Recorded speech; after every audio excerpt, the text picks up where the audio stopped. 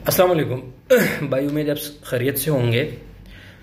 مسئلہ یہ ہے نا، ہم یہ بار بار بتاتے ہیں کہ پاکستان سے ڈائریکٹ سعودی عرب صرف وہ لوگ جا سکتے ہیں جنہوں نے دونوں ویکسین سعودی عرب میں ہی لگائے ہے، وہ جا بھی سکتے ہیں اور آ بھی سکتے ہیں۔ ایک بات ہوا بھائی۔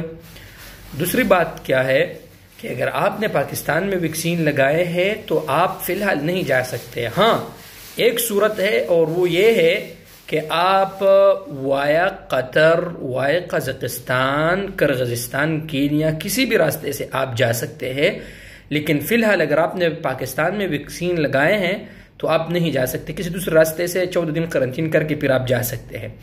مشورہ میرا کیا ہے بھائی آپ کے لیے؟